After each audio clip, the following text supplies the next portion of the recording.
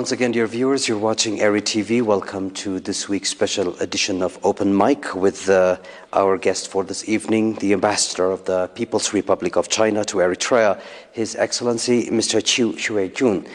Mr. Ambassador, sovereign Eritrean territory is under continued occupation, and Eritrea has also been subjected to unjust UN sanctions. What is China's position on the case? As I have mentioned, in China, we also have territorial disputes with some neighboring countries. Our position is to try to solve these issues on a bilateral basis and also based on international law, historical facts, and through peaceful means. That is our position in dealing with the territorial disputes issues. I think for Eritrea's territorial issue, our position is also similar. We believe that this kind of territorial dispute or occupation issue should be solved based on historical facts and also based on international law, and also be solved through communications and consultations among the parties concerned through peaceful means. Regarding the UN sanctions, China is always opposed to the imposition of sanctions against its member states. It is the same with Eritrea, because we believe that the imposition of sanctions will not help the solution of any problems, and it will also cause problems affecting the lives of ordinary citizens, nationals of a country. So it will not serve the right purpose. So we are opposed to the imposition of sanctions against a sovereign country. Finally, Mr. Ambassador, what is the state of relations between Eritrea and China, and what plans are there to cement it further? China and Eritrea established diplomatic relations in 1993, actually right on the date when Eritrea held the grand ceremony for national independence on May the 24th. So we have this relationship for 22 years. 22 years. So after this, despite the changes in the international situation, the bilateral relations between China and Eritrea have been moving steadily and very soundly, healthily. There have been frequent visits of leaders and senior officials between our two countries, and the cooperation in various fields has been deepening on a constant manner. China has become Eritrea's #1 trading partner, and China is also the largest investor in Eritrea, and also the largest contractors for all the projects in Eritrea. The two countries have had a very good cooperation in the field of education, health, and other areas of people-to-people exchanges. So the cooperation and also the results of cooperation between China and Eritrea are fruitful, and this has brought real benefits for the peoples of our two countries. Though China and Eritrea are far away from each other, but we are all developing countries, and we have similar historical backgrounds and experiences, and we hold identical or similar views on national governance, paths of development, and on international and regional affairs. So the relations between our two countries are based on sincerity, friendship, equality, mutual benefit, and common development, and actually it embodies the policies of China towards Africa, which is characterized by sincerity, real result, friendship. I think the two countries have very solid political foundations for the further development of bilateral relations. Of course, for Eritrea, it has a long history, a splendid history and culture. It has natural beauties, and the many ethnic groups and religions live amicably within this beautiful land. So people are leading a happy, peaceful, and alive and life. Of course, Eritrea is very rich in natural resources, in agriculture, in fisheries, in mines. So it has great potential for further development. Of course, for China and Eritrea, we had a very great, fruitful cooperation in the area of industry, mining, agriculture, telecommunications, and infrastructure construction. Eritrea is a country with the agriculture as its main forms of economy, and it is at the initial stage of industrialization. So it has a very strong need for outside capital, equipment, and technologies, while China, through many years of development, has now entered a mature stage of industrialization. China has many advanced equipment technologies and also some capital. So I think for the two countries, for the economy, are highly complementing each other. So there's a great potential for the cooperation, for economic cooperation between our two countries, in industry, in agriculture, in tourism, and in service areas, in many areas. And the Chinese companies have been doing businesses in Eritrea for many years, and they have been very successful. So I think for them, there is a bright future for further enlarging their business operations in Eritrea. Of course, with the development of our relations in different areas, we believe that there will be a bigger development for the two countries in the areas such as culture, education, press, publication, radio, film, and television. So for China, we are willing to work with the Eritrean side to continue to strengthen the friendly relations and cooperation in different areas and continue to promote the common development and to benefit to a larger degree the peoples of our two countries. Any final words, Mr. Ambassador? Yes, for me, I have been here for over 8 months, and my colleagues and I myself, as members of the Chinese embassy in Eritrea, our mission is to further to promote the friendly relations and the cooperation between China and Eritrea. In fulfilling our obligations or our duties, we have been accorded with friendliness, with hospitality, and we have been provided with facilitations, a lot of help from both the Eritrean government and Eritrean people.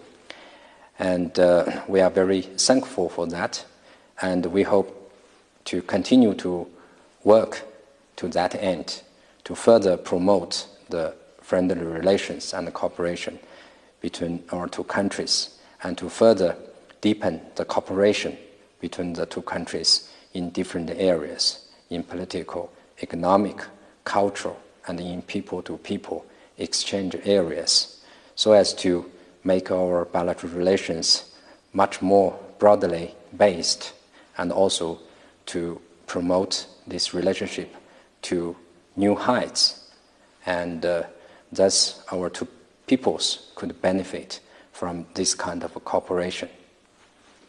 Your Excellency, at present we continue to see the world being subjected to conflicts and perennial crises.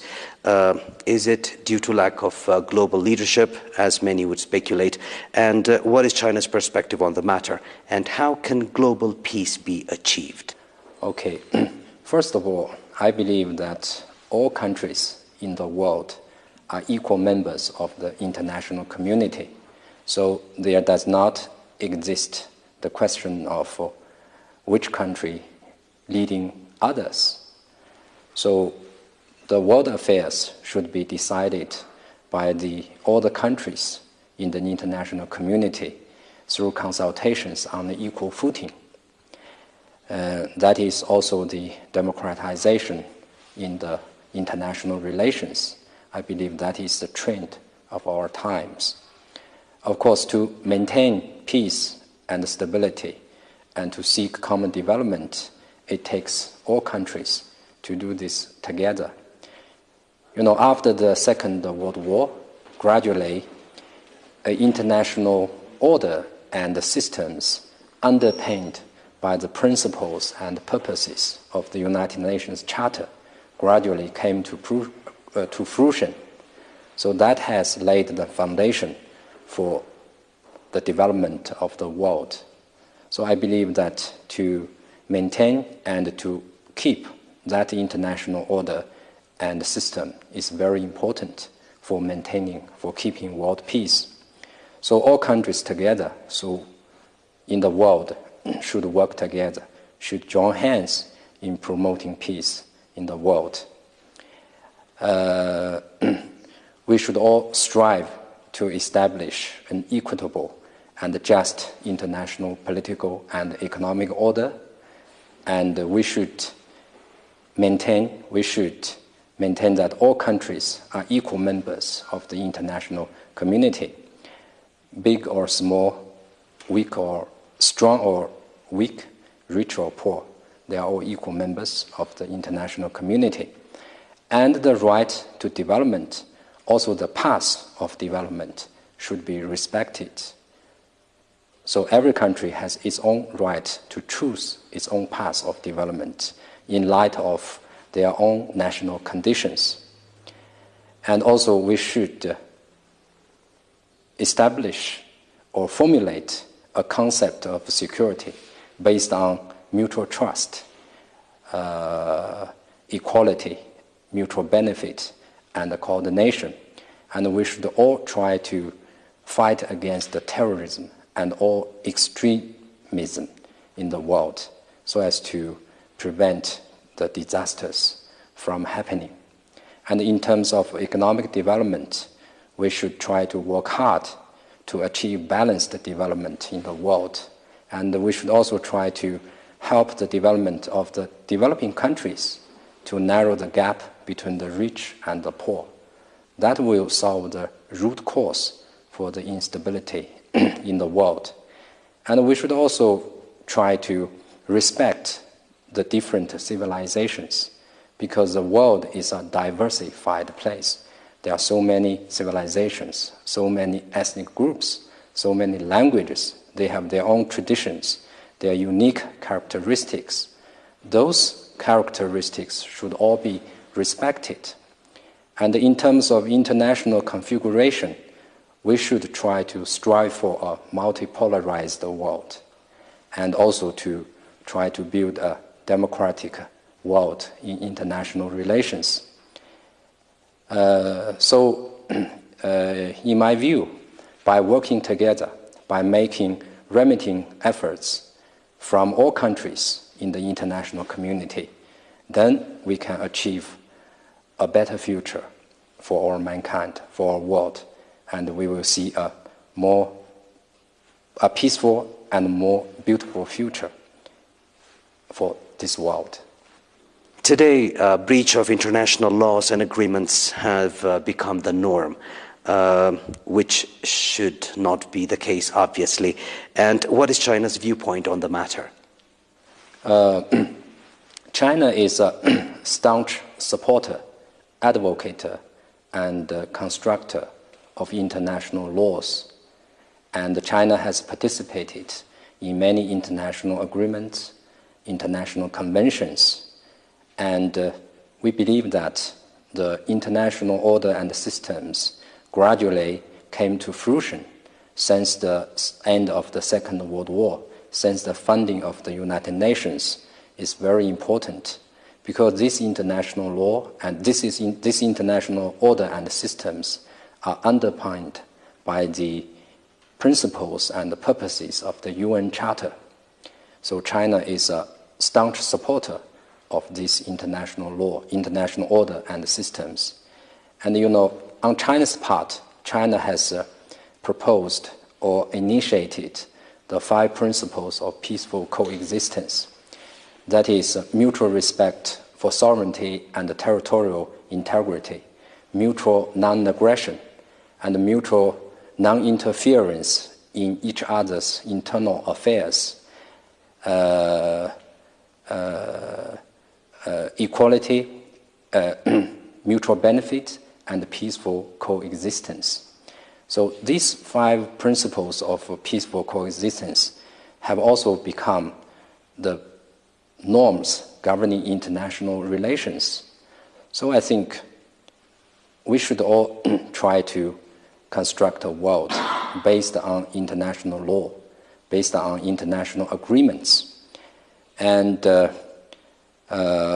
any unilateral actions, any use of force or threat of use of force, or any imposition of sanctions or threat of imposition of sanctions are not in conformity with the trend of these times and will serve no good. So that kind of things should be abandoned. So we should try to construct a world based on law and order, based on the norms governing international relations, based on justice, peace, and progress. Also, Your Excellency, there is a territorial dispute in the waters of the Southeast Asia. Can you briefly elaborate on the issue and its resolution? Yes. The South China Sea islands are Chinese territories, and China has indisputable sovereignty over the South China Sea islands and their adjacent sea waters. There has been a history of over 2,000 years when China discovered and named the South China Sea islands. This year marks the 70th anniversary of the War of Victory against the fascist forces. So after the ending of the Second World War, according to the Cairo Declaration and the Potsdam Proclamation, China recovered its sovereignty over South China Sea islands and resumed its exercise of sovereignty over these islands, and recovered these islands called the Nansha Islands and Shisha Islands, which were illegally occupied by the Japanese militarist troops during the Second World War. Since the 1970s, some countries began to occupy Chinese territories in the South China Sea, and China's legitimate rights were harmed. And China became a victim of this occupation. For China, we always stand for the resolution of these territorial disputes on a bilateral basis with the countries concerned, and also on the basis of historical facts and international law, including the United Nations Convention on the Law of the Sea. This is the common international practice, and it is also supported by the United Nations Charter. That is, the countries directly concerned should enter into negotiations to solve their territorial disputes. So that is also China's position. It should be mentioned that certain countries surrounding the South China Sea, say the Philippines, they have started unilaterally to initiate the so-called international arbitration proceedings without informing China in advance, and also without getting China's consent. We find this hard to understand. So this, we can only say that the Philippines has a hidden agenda, and they try to seek confrontation with China and will not lead to any real solution to this territorial dispute. It's not practical and will lead to nowhere. China urges the Filipino side to come back, to return to the right track of entering into bilateral negotiations with China. And I think by sitting down and by conduct serious dialogues, finally a resolution could be found to this territorial dispute. That is our position. It is being conducted on the occasion of the commemoration of the 70th anniversary of the victory of the Chinese People's War of Resistance against Japanese aggression and the world's anti-fascist war. So as we continue with our interview, Mr. Ambassador, we thank you for your time. I just would like it if you could briefly explain the significance of the occasion of the victory of the Chinese People's War of Resistance against Japanese aggression and the world's anti-war fascist war during World War II to China, also to the world. Okay. Just 3 days ago, on September the 3rd, in China, we had a commemoration about the victory of the Chinese People's War of Resistance against the Japanese aggression, and also the World Anti-Fascist War. Chinese President Mr. Xi Jinping addressed this commemoration. I think it is very appropriate for me to quote something he has said on that occasion. President Xi said that the Chinese People's War of Resistance against the Japanese aggression and the World Anti-Fascist War were a decisive battle between justice and evil, between light and darkness, and between progress and reaction.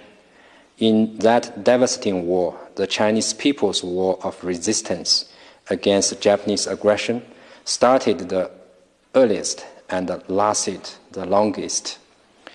In the defiance of aggression, the unyielding Chinese people fought gallantly and finally won total victory against the Japanese militarist aggressors, thus preserving China's 5,000-year-old civilization and upholding the cause of peace of mankind. The remarkable feat made by the Chinese nation was rare in the history of war.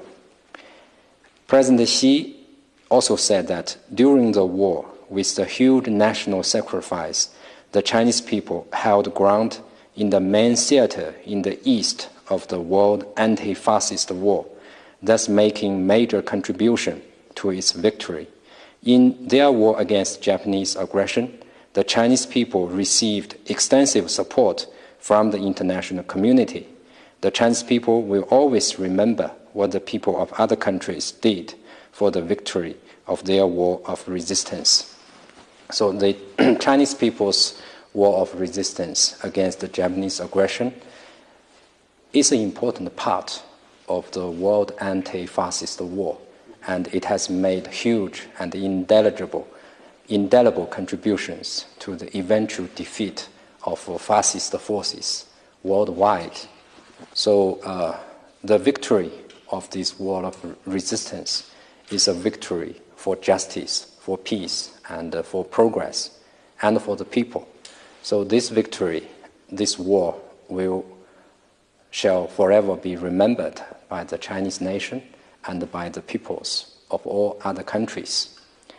Actually, during the Second World War in Eritrea, there was a Battle of Karen, and it unveiled the beginning of the victory of the Allied forces against the Nazist forces in African continent. And of course, after the conclusion of the Second War, the Eritrean people started their long struggle. and especially their long struggle of armed struggle for liberation of this country.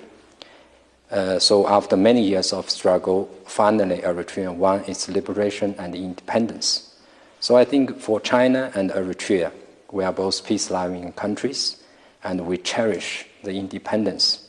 So by working together, the two countries could make better efforts for our nation building, for raising the living standard of our two peoples, and also for making contributions to maintaining peace, security, and development in Africa and in the world at large. We thank you for your time, Mr. Ambassador. Dear viewers, that was the ambassador of the People's Republic of China's ambassador to the state of Eritrea, Mr. Chu Huijun.